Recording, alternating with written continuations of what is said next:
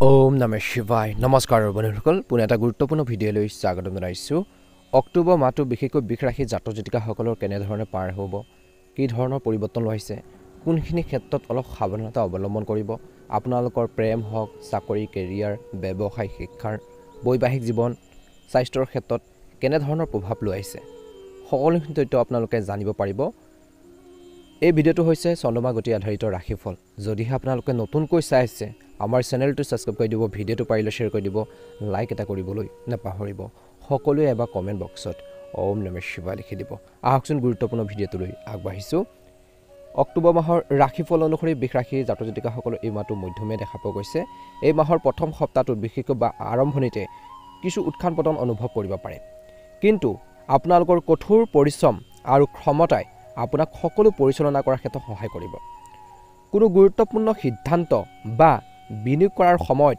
আপোনালোকৰ বয়োজ্যেষ্ঠসকলৰ পৰামৰ্শ আৰু নিৰ্দেশনা প্ৰতি লক্ষ্য ৰাখি আপোনালোকে কাম কৰিলে উপকৃত হ'ব তেওঁলোকৰ উপদেশ আৰু আশীৰ্বাদ এই সময়ত এই অক্টোবৰ মাহটোত এক আশীৰ্বাদ বুলি প্ৰমাণিত হ'ব আগবাঢ়ি যোৱাৰ ক্ষেত্ৰত আপুনি বহুত বেছি আপোনালোকে সাকসেস হ'ব বা সফলতা অৰ্জন কৰিব বুলি কৈছে বিশেষকৈ বহু পৰিয়ালৰ মনোৰঞ্জনৰ পৰিকল্পনা কৰা হ'ব বুলি কৈছে আজি কৈছে যে এই সময়খিনিৰ পৰা এই মাহৰ আৰম্ভণি সময়খিনিৰ পৰা বিশেষকৈ বিনিয়োগৰ কামকাজৰ সন্দৰ্ভত খৰখেদাকৈ সিদ্ধান্ত লোৱাৰ পৰা বিৰত থাকিব লাগিব টকা পইচাৰ ইনভেষ্ট বা টকা পইচাৰ বিনিয়োগ কৰাৰ ক্ষেত্ৰত বহুত বেছি সাৱধান হ'ব লাগিব বুলি কৈছে নহলে লোকচান বেলেগৰ নহয় নিজৰে হ'ব পাৰে গতিকে এই দিশটোৰ প্ৰতি কিন্তু আপোনালোকে অলপ গুৰুত্ব দি চলিব লাগিব বুলি কৈছে একে সময়তে যিকোনো সিদ্ধান্ত লওঁতে খৰখেদাকৈ নলব ব্যৱসায়ত এই সময়ছোৱাত অৰ্থাৎ এই অক্টোবৰ মাহৰ প্ৰথম ভাগৰ সপ্তাহটোত বিশেষকৈ আপোনালোকৰ কৈছে যে অপ্ৰয়োজনীয় খৰচবোৰ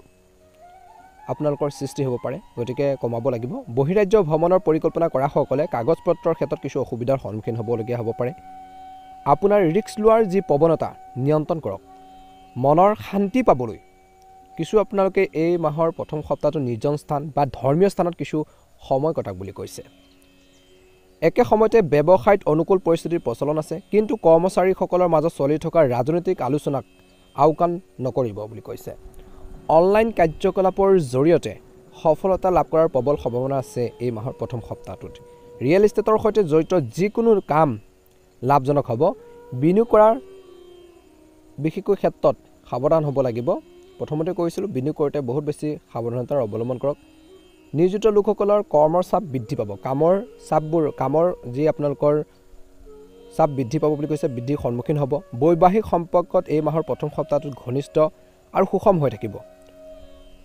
ঘৰুৱাৰ পৰিৱেশো ইতিবাচক হ'ব প্ৰেমৰ সম্পৰ্ক অধিক সুষম হৈ পৰিব আৰু আপোনালোকৰ সংগীৰ সৈতে সময় কটোৱাৰ সুযোগ পাব বুলি কৈছে ইজনে সিজনৰ অনুভৱক বুজি পাব আবেগবোৰ বুজি পাব প্ৰেমৰ ক্ষেত্ৰত বিশেষকৈ মধ্যমীয়া বুলি ক'ব পাৰি স্বাস্থ্যৰ দৃষ্টিকোণৰ পৰা এই মাহৰ প্ৰথম সপ্তাহটোত আপোনালোকৰ স্বাস্থ্য মধ্যমীয়া দেখা পোৱা গৈছে কিন্তু এচিডিটি গেছৰ দৰে সমস্যাবোৰে বহুত বেছি অশান্তি দি থাকিব পাৰে গতিকে খোৱা বোৱাৰ ক্ষেত্ৰত ধ্যান ৰাখিব মছলাজাতীয় খাদ্যবোৰ এভয়েড কৰি চলিব লাগিব বতৰৰ লগত খাপ খোৱা খাদ্য খাব লাগে আৰু দৈনন্দিন কামকাজ সালসলনি কৰিব লাগিব কিছু পৰিৱেশ আৰু সিচুৱেশ্যন চাই পেলাই গতিকে এইখিনি ক্ষেত্ৰত যদি আপোনালোকে অলপ গুৰুত্ব দিয়ে নিশ্চয়কৈ অনুকূল ফলাফল লাভ কৰিবলৈ সক্ষম হ'ব এই মাহৰ দ্বিতীয় সপ্তাহৰ সময়খিনিত বিশেষকৈ অতি সুখকৰ হ'ব গুৰু সদৃশ মানুহৰ সংগত থাকিলে আপোনালোকৰ মনত শান্তি আহিব অভাৱনীয় আৰ্থিক লাভৰ সম্ভাৱনা আছে যুৱক যুৱতীসকলে সকলো কাম পৰিকল্পিতভাৱে সম্পূৰ্ণ কৰিব লাগে কাম আপোনালোকে কৰি আছে সেইখিনি প্লেনিং কৰিব লাগিব পৰিকল্পনা কৰি কামখিনি কৰিবলৈ সক্ষম হ'ব বুলি কৰি দিলে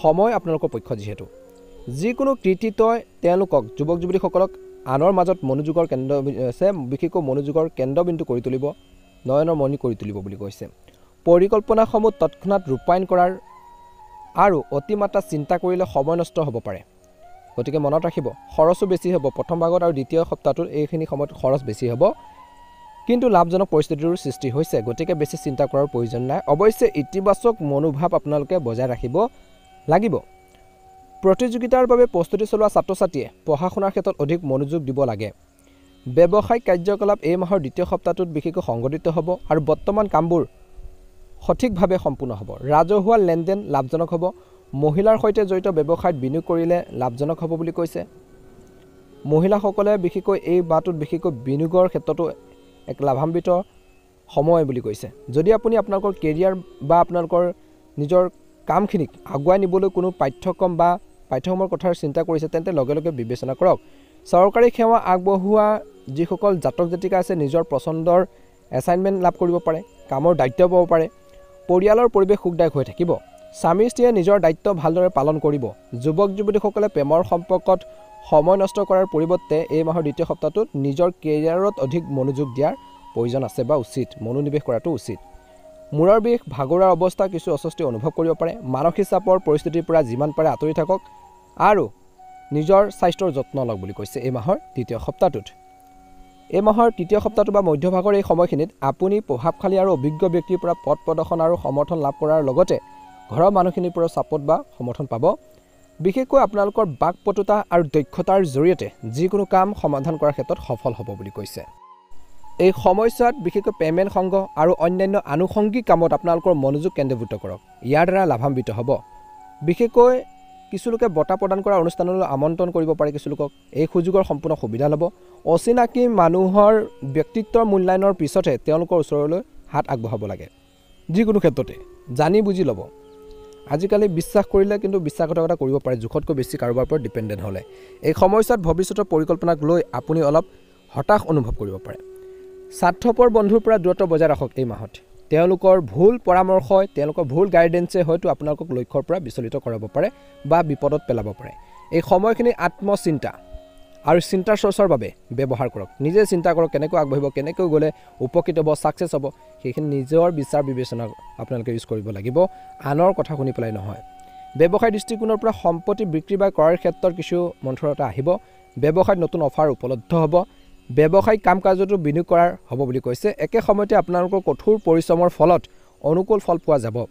চৰকাৰী সেৱা কৰা বা চৰকাৰী সেৱাত থকা লোকসকলে বদলিৰ কিছু লোকৰ অনুকূল খবৰ পাই আনন্দিত হ'ব পাৰে।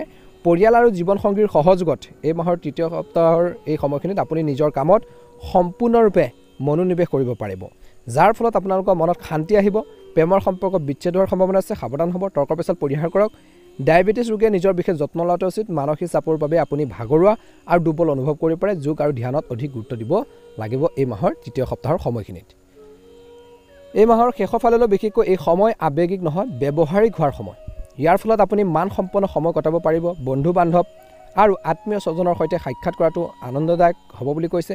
সৃষ্টিশীল সাধনাৰ প্ৰতি আগ্ৰহী হৈ থাকিব। নিজৰ কেৰিয়াৰৰ সন্দৰ্ভত ইতিবাচক খবৰ পোৱাৰ পিছত যুৱক যুৱতীসকলে অধিক শিথিলতা অনুভৱ কৰিব। সন্তানৰ সম্পৰ্কে কোনো আশা পূৰণ নহ'লে হতাশ অনুভৱ কৰিব পাৰে। অন্যান্য কাৰ্যকলাপৰ কথা বিবেচনা কৰিব লাগিব। একে সময়তে এই সময়খিনিত বিত্তীয় লেনদেনৰ সন্দৰ্ভত, টকা পইচাৰ লেনদেনৰ সন্দৰ্ভত কাকো অন্ধভাৱে বিশ্বাস কৰাটো ভাল নহয়। ইয়াৰ দ্বাৰা লাভজনক নহ'ব, ই আপোনালোকৰ সম্পৰ্কত বেয়া কৰি তুলিব পাৰে। চুবুৰীয়াৰ লগত তৰ্কৰ হোৱাৰ সম্ভাৱনা আছে এই মাহৰ শেষৰ ফাললৈ, গতিকে সচেতন হ'ব। অপ্ৰয়োজনীয় তৰ্কৰ পেচাল যুক্তিৰ পৰা আঁতৰি থাকক। ব্যৱসায়ৰ বাবে গ্ৰহৰ যি অৱস্থান অতি অনুকূল। সংবাদ মাধ্যম, ষ্টক, কম্পিউটাৰ আদিৰ সৈতে জড়িত ব্যৱসায়ত সফল হ'ব। বিপণনৰ কাম কাজ এই মাহৰ শেষৰ ধৰিলৈ সুচাৰুৰূপে চলি থাকিব। আপোনালোকৰ আৰ্থিক অৱস্থা উন্নতি হ'ব। অৱশ্যে এই সময় কোনো নতুন উদ্যোগ আৰম্ভ কৰিবলৈ ভাল নহয়, কিবা এটা নতুন কাম আৰম্ভ কৰিবৰ বাবে ভাল নহয়, চাই চিতি ল'ব। গতিকে আপোনালোকৰ বৰ্তমান কামবোৰৰ ক্ষেত্ৰত যদি ভালদৰে গুৰুত্ব দিয়ে, ভালদৰে মনোনিৱেশ কৰি চলায়, নিশ্চয়কৈ আপুনি ছাকচেছ হ'ব বা সফলতা অৰ্জন কৰিব। এই মাহৰ শেষৰ ফাললৈ চৰকাৰী কৰ্মচাৰীৰ কিছু উৎকৃষ্ট পৰিস্থিতিৰ সন্ধান পোৱা যাব। পৰিয়ালৰ মনোৰঞ্জন আৰু বজাৰ কৰাৰ পৰিকল্পনা কৰা হ'ব আৰু ঘৰখনৰ বিশেষকৈ এক আনন্দৰ এটা পৰিৱেশৰ বিৰাজ কৰাৰ সম্ভাৱনা আছে। একে সময়তে প্ৰেমৰ সম্পৰ্ক বা ঘনিষ্ঠতা বাঢ়িব, কিন্তু বিবাহৰ বাহিৰৰ প্ৰেমৰ ফলত সমস্যাৰ সৃষ্টি হ'ব পাৰে। স্বাস্থ্যৰ ক্ষেত্ৰত ভাৰসাম্যহীন খাদ্যৰ ফলত গেছ বা এচিডিটিৰ সমস্যাৰ সৃষ্টি হ'ব পাৰে। প্ৰচুৰ পৰিমাণে তৰল পদাৰ্থ আপোনালোকে খাব লাগে। একে সময়তে এই সময়খিনি নিজৰ আৱেগ নিয়ন্ত্ৰণ কৰি যিকোনো কামত বিশেষকৈ সতৰ্কতা অৱলম্বন কৰা বুলি কৈছে। সততাৰ প্ৰয়োজন আছে। আৱেগিক হৈ যিকোনো সিদ্ধান্ত বা ডিচিজন ল'লে ভুল বুলি প্ৰমাণিত হ'ব পাৰে। একে সময়তে এই সময়খিনিত আনৰ কথা শুনি পেলাই যিকোনো ডিচিজন বা সিদ্ধান্ত তৎক্ষণাত নল'ব, ভুল নিজৰে হ'ব পাৰে। একে সময়তে এই মাহত কেইটামান কথাৰ প্ৰতি আপোনালোকে অলপ গুৰুত্ব দিব। বিশেষকৈ অপ্ৰয়োজনীয় খৰচবোৰ কমাব লাগিব, প্ৰথমতে কৈছিলোঁ। আৰু কাৰোবাক অত্যধিক বিশ্বাস কৰিলে বিশ্বাসঘাতকতা কৰিব পাৰে। গতিকে বেলেগৰ পৰা বেছিকৈ বিশ্বাস বা আপোনালোকে ডিপেণ্ডেণ্ট হৈ বেছি কাম নকৰিব। নিজৰ চিন্তা চৰ্চাৰ প্ৰয়োজন আছে। মানসিক শান্তিৰ বাবে কোনো নিৰ্জন স্থান বা ধৰ্মীয় স্থানত আপোনালোকে কিছু যোগদান কৰক বা আপোনালোকে নিজেও ভাবক কেনেকৈ গ'লে আগবাঢ়িব, কেনেকৈ গ'লে উপকৃত হ'ব, তেনেকুৱা ধৰণৰ চিন্তা চৰ্চাবোৰ যদি মনলৈ আনে নিশ্চয়কৈ আপোনালোকে অক্টোবৰ মাহটোত সফলতা অৰ্জন কৰিবলৈ সক্ষম হ'ব। গতিকে এই সকলোখিনি দিশৰ ওপৰত গুৰুত্ব দিব আৰু প্ৰতিকাৰ স্বৰূপে এই মাহত বিশেষকৈ মহাদেৱক পূজা কৰক, নিশ্চয়কৈ অনুকূল ফলাফল লাভ কৰিবলৈ সক্ষম হ'ব। মা দুৰ্গাৰ আশীৰ্বাদত, মহাদেৱৰ আশীৰ্বাদত আপোনালোকৰ সকলোৰে এই অক্টোবৰ মাহটো সুন্দৰভাৱে পাৰ হওক, মনৰ ইচ্ছাবোৰ পূৰণ হওক, তাৰে কামনা কৰিছোঁ। কমেণ্ট বক্সত জয় মা দুৰ্গা, ওম নমঃ শিৱায় লিখি দিব। ওম নমঃ শিৱায়, ওম নমঃ শিৱায়।